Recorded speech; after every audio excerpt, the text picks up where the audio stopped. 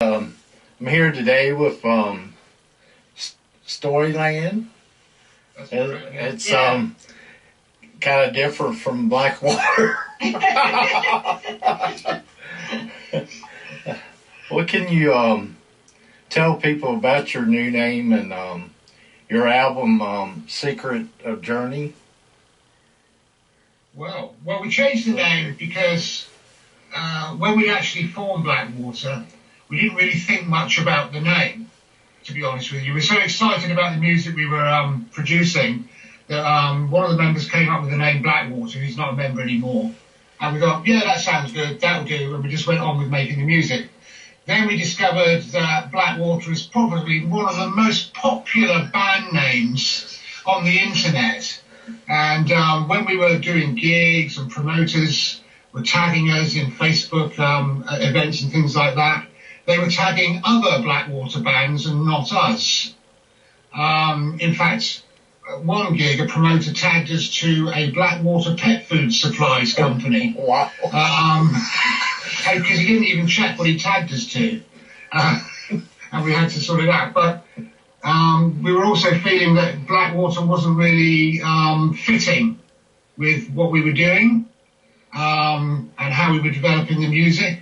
So we searched around and June came up with Storyland, because if you listen to our stuff, most of our lyrics are telling a story. It's it's not your usual sort of moon, spoon, June stuff, even though June's in the band.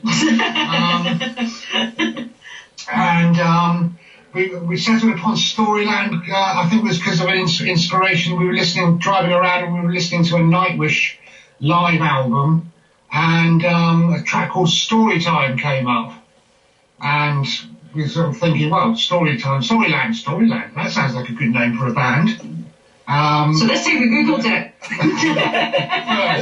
Yes, we Googled it first.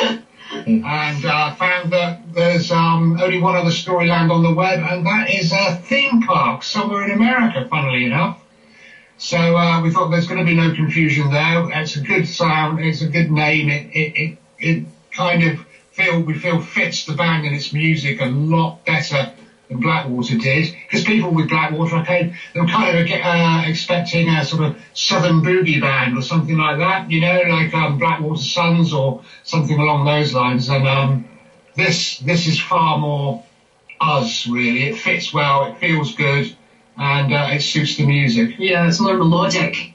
With the music rich being melodic, I think Storyland with an E on the end, because like Mike says, there's a Storyland theme park in America, but there's no Storyland with an E on the end of it out there, so we put the E on the end of it to separate us from the Storyland without an E on it. I've forgotten what I was saying now. The album is next. We've done the name. The album, yes. Anybody want to talk about the album?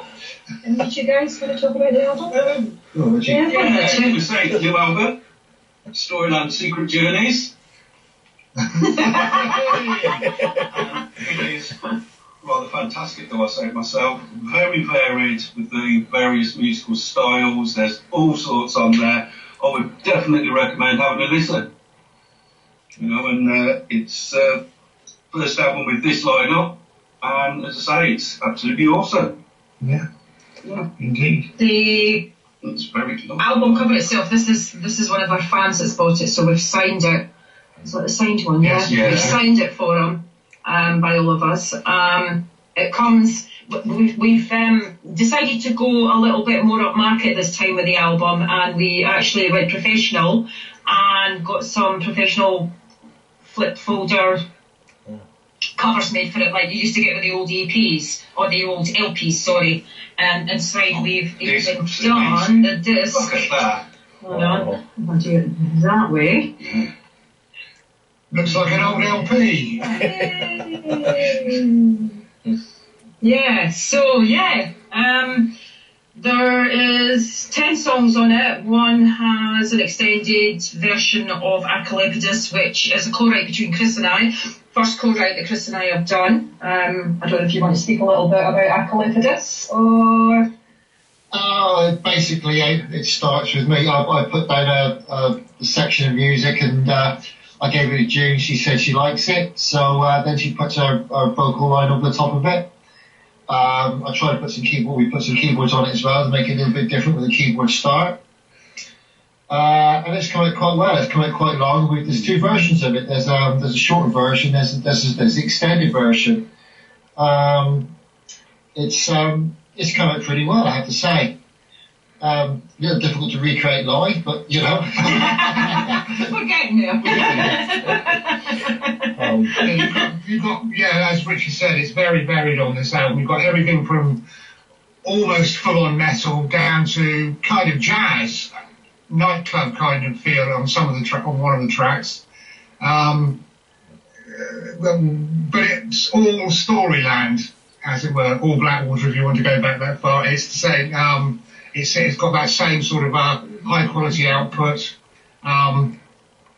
We've worked very hard on getting the best possible sound for this that we could, and I think it's paid off. Really, it sounds really. It's of all the albums I've ever made in bands. This is my favourite so far, and it's really gone well. Okay, yeah, a lot of hard work has gone into this, especially by Mike. What inspired making the album, and was there any co-writers on the album? Well, Chris and June have co-written the song. June and I have got two on there. Richie hasn't co-written with I'll any. just turn up. He turns up, hits things and goes home. Gives us a lot of views and then goes home. So yeah, we've got three co-writes. Yeah. Chris and I tend to concentrate on the musical side of things. June tends to concentrate on the melodies and the co-writes and that. Rest of the stuff on the album are all June's babies from beginning to end. They've just been reinterpreted by us away from the sort of like acoustic guitar, basic tracks that she comes up with in the first place. Okay. What age group do you want to try to reach out to, and what's the band's sound? Age group, I would say it's quite eclectic, Rich, because the album is quite diverse. There's near pop on it with, I would say Paradise is probably the nearest one to pop, Stormborn's really, really heavy, so that kind of hits different genres for different age groups, I think. Yeah. It's kind of, the genre is kind of what you would have called rock when we were growing up. You know, you just had rock, pop, country, classical, folk, and that was it. Anything with a bit of a crunchy guitar on it was rock. You know, chart stuff was pop. It's getting harder to define your sound because there's so many different genres and sub-genres now. And the music on our album probably covers about 10 or 15 of them, sometimes within one song. We're not sure where to put ourselves from that point of view. I just call it rock, you know, in the same way that the Eagles were once called rock, and so was AC/DC, all in the same panoply, because we cover that kind of range in what we do. Age groups. And looking at the stats in the background on Facebook and YouTube and other places, the majority of our fans are 45 to 65-year-olds. There is, I'd probably say 25% are up to 30, 40-year-olds. Yeah. There is some 14 to 17-year-olds and some 18 to 25-year-olds, but the majority, I'd say probably say 75% of the people that listen to our music is 45 to 65-year-olds. Yeah. Where can people go and download the album, and where can they search your videos, tour dates, and stuff like that? Right. Okay. We'll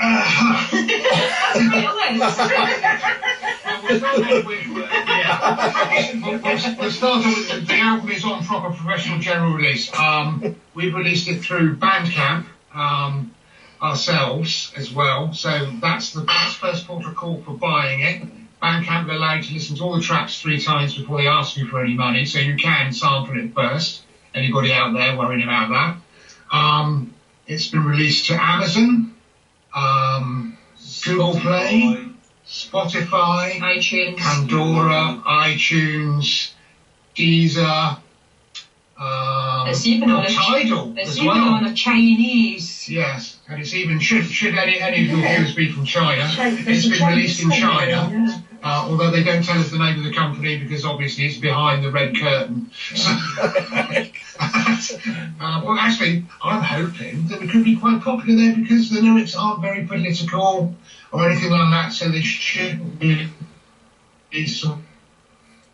from censorship. There exists in countries like that, hopefully. Yeah. But we have to do then is be popular with the Chinese people. Yeah. Listeners. But yeah, basically it's on more or less every digital platform that's out there, Rich. And we also sell hard copies through the Bandcamp site, so if anyone wants to purchase a hard copy, like I said, showed you earlier, they're more than welcome to put an order in and we'll send it out to them quite swiftly. Yeah. As for gigs and concerts and appearances like yourselves, we tend to share them mostly from our main Facebook page as events. Well, thanks for being on the show. Really enjoyed having y'all back. That's okay. Thanks for inviting us back. Yeah. We always enjoy our meetings. I really like the photos in the background. I've been saying, trying to pick out, right, who's that? Oh, that's Stevie Doodah, isn't it? Yeah, really like that. That's